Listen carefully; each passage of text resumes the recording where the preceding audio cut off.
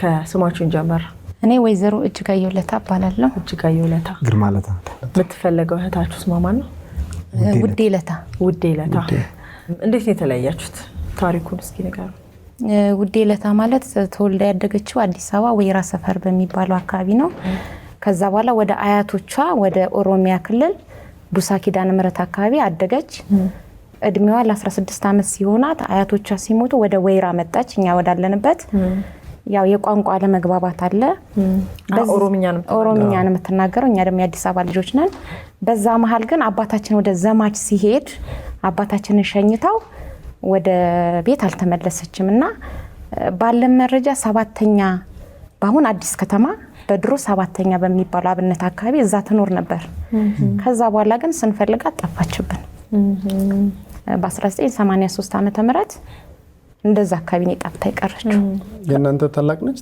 ታላቃችን ነች። እኔ 3ኛ ልጅ ነኝ፣ እሱ 5ኛ ልጅ ነው። በመሃላችን አሉ። ስንት ዓመቷ ነበር ስትወጣ ከቤት ይዛን? የ16 ዓመት ልጅ ትሆናለች። 83 ላይ 83። ውዴ ከቤተሰባችሁ እንግዲህ ከራቀች ረጅም ጊዜ ማለት ነው። በጣም። ስለዚህ ቤተሰብ እናት አባት አሉ? እናታችን አለች አሁን በህይወት ላይ ታማሚ ናት። አባታችን ያው በህይወት የለም። አረ 7ኛ አካባቢ እንደምትኖር ነበረን። ያው እኛም ልጆች ስለነበረን ትኩረት አልሰጠነው። ታስተውሻታለሽ? አዎ በመልክ። የእህትነት ጊዜ ነበራችሁ በደንብ የምታስታውሱት? የልጅነት ጊዜ የምታስታውሱት? አብራን አልኖረችም። የተወሰነ ሰዓት ነው እንጂ ጊዜ ነው እንጂ አልኖረችም ከኛ ጋር። እስኪ ወንድሟ ደግሞ የሚሰማን ነገር አላቀት። ያው መቼስ እኛ ጋር ስትመጣ አንተ በአካል ባታውቃትም የቤተሰቡን ስሜት ትጋራለህ። እህትን ለመፈለግ ያው ቤተሰብ ደካማ መስሎ ብዙም ለመፈለግ እንትን አይደለም። ያው አባታችን ቢሆን እያለ ግን ፈልጉልኝ ይላል ታልቻለ። ስለዚህ እንግዲህ በፎቶግራፉ ላይ የምትመለከቷት ውዴ ለታ በልጅነቷ ነው ከቤት የወጣችው። አያቶቿ ጋር ነበረ ገጠር አካባቢ ስትኖር የነበረው። ከዚያ ተመልሳ ግን አዲስ አበባ 7ኛ የሚባለው ሰፈር አካባቢ ትኖር እንደነበር መረጃው አላቸው። ስለዚህ እሷን የምታውቁ ካላችሁ ውዴ አንቺም ይሄን ፕሮግራም ስትከታተይ እንግዲህ ወንድሞችሽ፣ እህቶችሽ፣ እናትሽ፣ አባትሽ በህይወት ባይኖርም እናትሽ በህይወት ስላሉ ይፈልጉሻልና ወደ ቤተሰብሽ መጪ ስንል እንጠይቃለን። የእናታችሁ ስም አሰገደች ተሾመ። ስለዚህ ውዴ ይሄን ፕሮግራም ከተከታተለችው እንግዲህ ትመጣለች ብለን እናስባለን። መልካም እድል ይሁንላችሁ። እግዚአብሔር ይርዳችሁ። አሜን።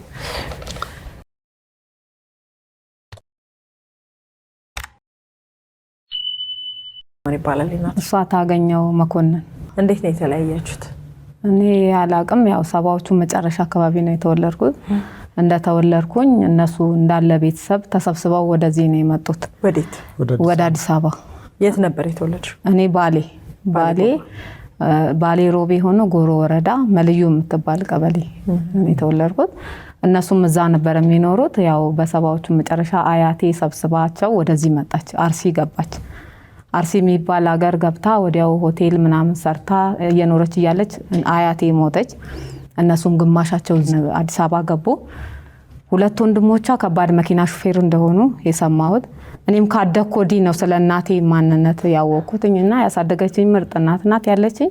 ማን ያሳደገሽ? እናቴ ማሚቴ ኮስተር የምትባል አሳድጋኝ። ምንሽ ናቸው ያሳደገሽ? የአባቴ ባለቤት ነች። ለአባቴ አንድ ወልዳ በደርግ ጊዜ ሞቷል። እኔም ምትክ አርጋ ነው ያሳደገችኝ እና እሷ ጥላኝ ስትሄድ ግን ክርስትና እናቴ ነበረች ያነሳችኝ በዛን ሰዓት። እና አንድ የአያቴ ወንድም ደግሞ እዚህ እንትን እንደሚኖር እህል በረንዳ አጅኮርሜ እህል በረንዳ የሚባል እዛ ይኖር እንደነበረ ደጀኔ ወልደ ሰማያት ይባላል። እና እሱ ነው አያትሽም ከዚህ እንድትሄድ ያደረገው እና ልጆቿንም ሰብስባ ሄደች አለው። እናቴ ታገኘው መኮንን፣ እህቶቿ ጽጌ መኮንንና መሰረት መኮንን የምትባል አሰላ 2 እህት እንዳላት፣ ወንድሞቿ ደግሞ ከሹፌሮች አንዱ ስሙን ቀይሯል፣ አደፍርስ ተብሏል። አብዬ መኮንን ይባላል። መኮንን ዳኜ ነው የሚባለው አያቴ። እና ዚናው የሚኖሩት የሚባል እኔም ከወለድኩ ልጆች ካየው በኋላ እናትነት ምንነሳቅ እናቴ እንዴት በኔ ጨከነች የሚል እንትን ነበርና እንዴት ይሄና እናትነት እኔ ልጆቼን ለሰከንድ እንኳን አላምንም። እንዴት ጨከነችብኝ። በቃ አንድ ነኝ ብቻ ጥላኝ መጣ። ለአባቴ አንድ ነኝ፣ እህት ወንድሞች የሉኝም። አብራኝ ያደገች አንድ እህት አለችኝ። ከዛ ውጭ ማንም የለኝም ከልጆቼ ውጭ። ሁሉ ጊዜ ያለ ልጆቼ ወገን የለኝም እላለሁ እና እናቴ ካለሽ በህይወት ላግኝሽ፣ ወንድም እህቶቿም ዘመዶቿም ካሉ ላግኛችሁ፣ ወገን ነው የምፈልገው፣ ሌላ ምንም ከእናንተ የምፈልገው ነገር የለምና ይሄንን ብቻ ነው ማስተላለፈው እና አጨክኝብኝ ካለሽ በህይወት የሚል ነው የምናገረው። የአባትሽ ስማቸው ማን ነው?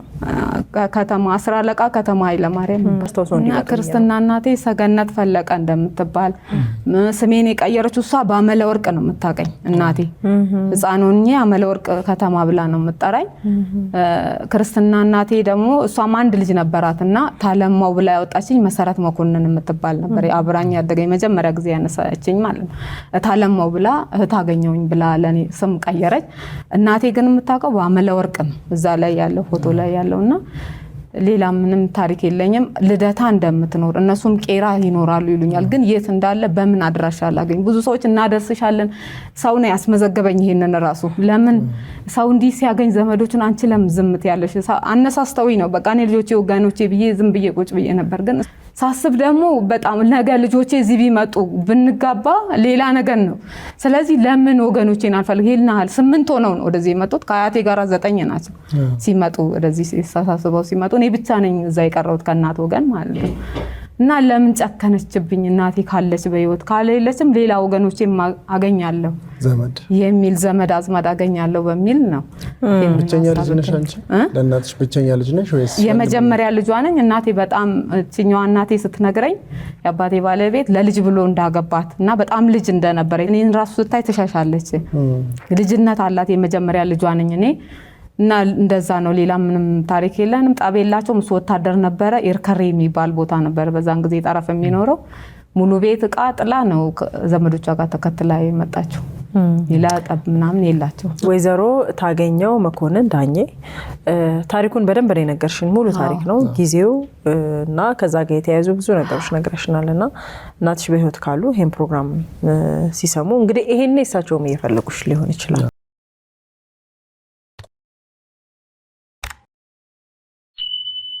ሃይማኖት አደም እባላለሁ። ወላጅ እናትህ ነው የምትፈልገው? ማን ይባላል ስማቸው? አላምኒ ዳኘው ቀለም ወርቅ ትባላለች። ምዕራብ ጎጃም ቋሪት ወረዳ ነው የትውልድ ስፍራዋ። ስትጠፋ ግን የጠፋችው ፍኖተ ሰላም ከተማ ነው። ያኔ ያው እኛ አብረናት አልነበርንም። ከአባታችን ጋር ነበር የምንኖረው። ተለያይተው ነበር በጊዜው። ጊዜው መቼ ነበር? 2004 ያኔ የጠፋችው። ያው ከጠፋችው በኋላ ብዙ ወሬ አልነበረም። ያው እኛን ትምህርት አለ ከዛ ዩኒቨርሲቲ ምናምን 2014 አካባቢ ግን ፒያሳ ጊዮርጊስ አካባቢ ቤተክርስቲያን ታይታለች ምናምን ተባለ። ከዛ በኋላም ድሬዳዋ ከዛ ማሶሳ ምናምን ተወርቷል። 2004 የት ነበር የምትኖሩት እናንተ ከአባታችሁ ጋር? እኛ አባታችን ጋር ነበር የምንኖረው። አባታችሁና እናታችሁ ተለያይተው ነበር? ተለያይተዋል። ስንት ነበራችሁ? ስንት ወንድም ስንት? 3 ነን ከሱ። 3 ናችሁ። ስለዚህ እናታችሁ ከሶስታችሁ ምን የተለየችው ማለት ነው? አዎ ያው እኛ ያደግነው ከአባታችን ጋር ነው። ታላቅ እህትና ወንድም አለን። እነሱ ናቸው ያሳደጉን። ያው ጊዜ የሄደ ቁጥር ደግሞ ያው እድሜም ይገፋልና ዛሬ እንግዲህ ለዚህ በቅተናል። ይሄን ፕሮግራም እያየችሁ ከሆነ እዚህ አጋጣሚ እንግዲህ አሁን ትምህርታችንን ጨርሰን ስራ ላይ ነን። አዲስ አበባ የመጣነው እሷን ለመፈለግ ነው። 1 አመት ምናምን ይሆነናል። ያው ዛሬ ተሳክቶ እዚህ ቀርበናል። በዛውም ስራ ላይ ነን። እንግዲህ ነው ያለኝ። ማን ናችሁ ልጆቿ? ስማችሁ? የአባት ስም የወንድም እህት ስም? አባቴ አዳመጅጉ ይባላል። ጭንቀትም ነበረባት ልጠፋ አካባቢ ቤተክርስቲያን ሁሉ ሄዳ ወድቃ ያመጡበት ጊዜ ነበረ እና የመጥፋቷ ምክንያት ጭንቀት ነው ብለን እናስባለን። ዛሬ ደግሞ እኛ አለን ደርሰናል። ጭንቀቷን የሚካፈላት ሀሳቧን የሚጋራት ልጆች አለንና ይህን ፕሮግራም እያየችም ከሆነ የት ነሽ ዛሬ አለን ደርሰናል ማለት ፈልጋለሁ። ያው እንግዲህ ግጥም አለ ለሷ። እሺ ደስ ይላል። አኩኩሉ ይላል የእናት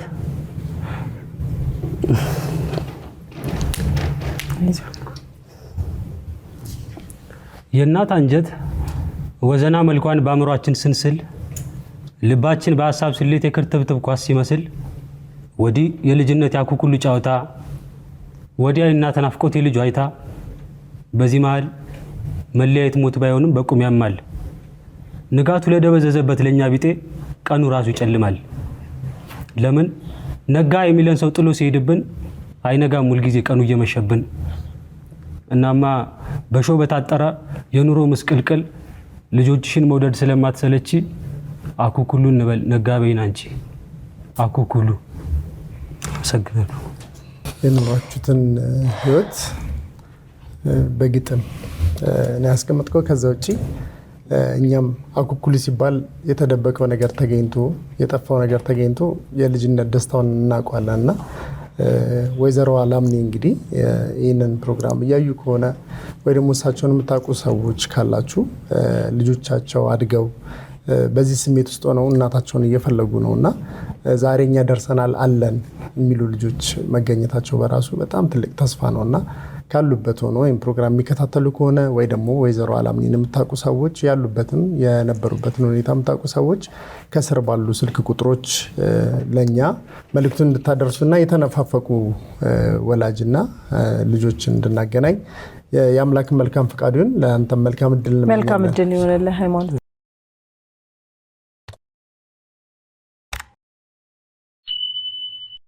ስምሽ ማነው? መስከረም ወንድሙ። እህትሽ ጋር እንዴት ነው የተለያያችሁት?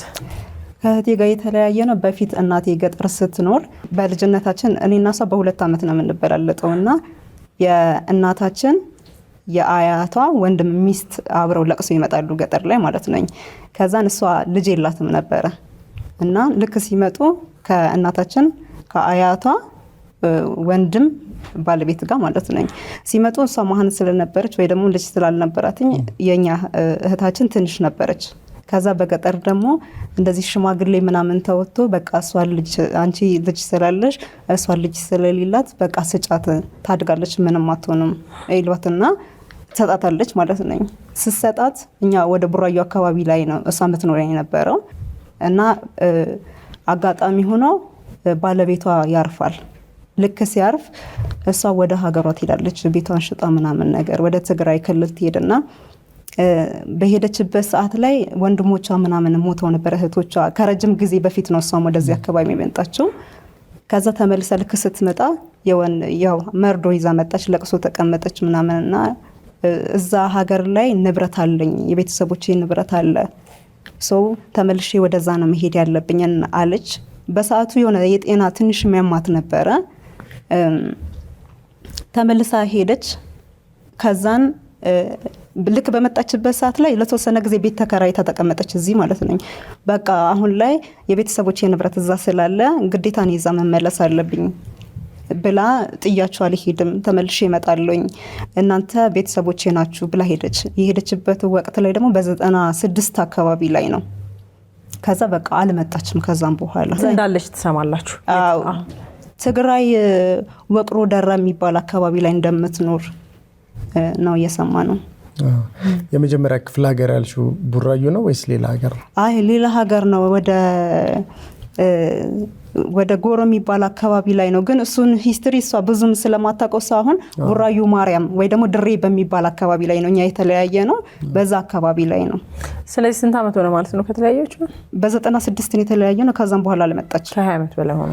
ከ20 ዓመት በላይ ሆኖታል። ፋችብኝ እህቴ መሰረት በቀለ ትባላለች። መሰረት በቀለ ይዛት የሄደችው ደግሞ መድን አለማየሁ ትባላለች። መድን አለማየሁ ታላቅሽ ታናሽ ናት? የኔ ታናሽ ነች። ያንቺ ታናሽ ናት? ለእህትሽ መልእክት ንገራት እስኪ ይሄንን ፕሮግራም እየተከታተለችው ሊሆን ስለሚችል። እሺ እህቴ መሰረት በቀለ እኔ መስከረም እፈልግሻለሁኝ። እናትሽም ሁሌ ስላንቺ እያሰበች በጣም እያዘነች ነው። ይሄ ሁሉ አመታት እየጠበቅንሽ ነው። ከዛሬ ነገ ትመጫለሽ እያለን እየጠበቅንሽ ነው። እናታችንም ደግሞ ሁል ጊዜ ታለቅሳለች። እባክሽ ይሄንን መልእክት ካየሽው እናትሽ ትፈልግሻለች። እህቶችሽ ሁላችንም እንፈልግሻለን። ባይሆን እንኳን ካልተመቸሽም አለው በቃ እዚህ ነው ያለሁትኝ በሰላም አለው እንድትሉን እንፈልጋለን። እናመሰግናለን። እንግዲህ ታሪኩ ብዙ ነው። ለእህትሽ ሙሉ መልእክት ነው ያስተላለፍሽላት። እንግዲህ ይህን ፕሮግራም የሚከታተሉ ብዙ ሰዎች ይኖራሉ፣ እሷንም ያውቋል።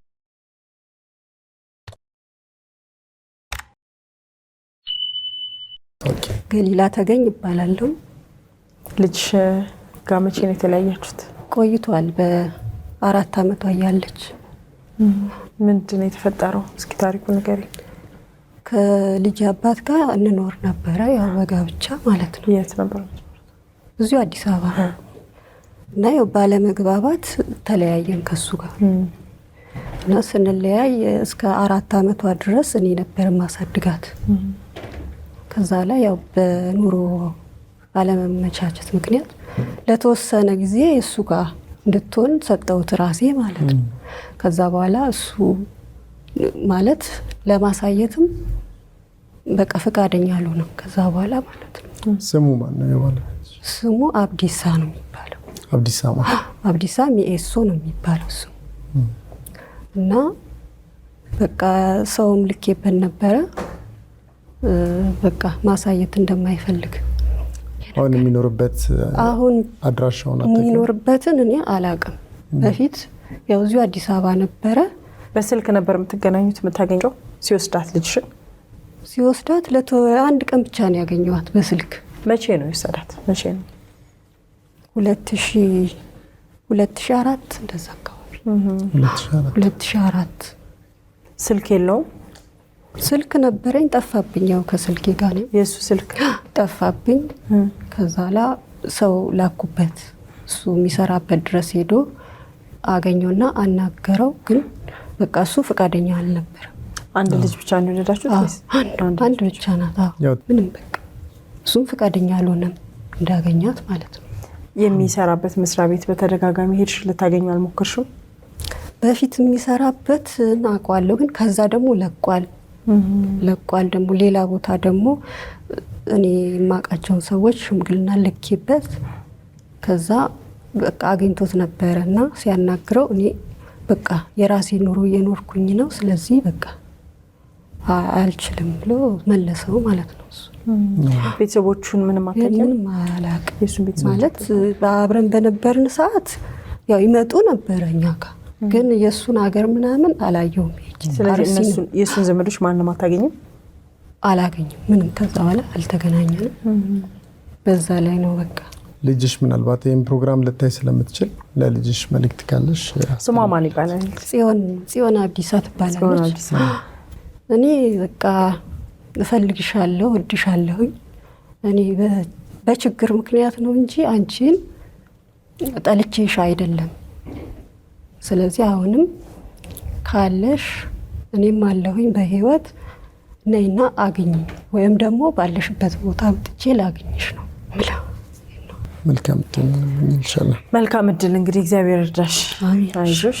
እንግዲህ ለዕለቱ የመጨረሻ እንግዳችን የሆንሽው ልጅ ለመፈለግ ነው የመጣሽው። ጽዮን አብዲሳ ትባላለች። በ4 ዓመቷን የተለያዩት ፎቶግራፏን እየተመለከታችሁት ነው። እሷን የምታውቁ እንግዲህ ማገዝ የምትፈልጉ ሰዎች ከታች ያለውን ስልክ መጠቀም ትችላላችሁ።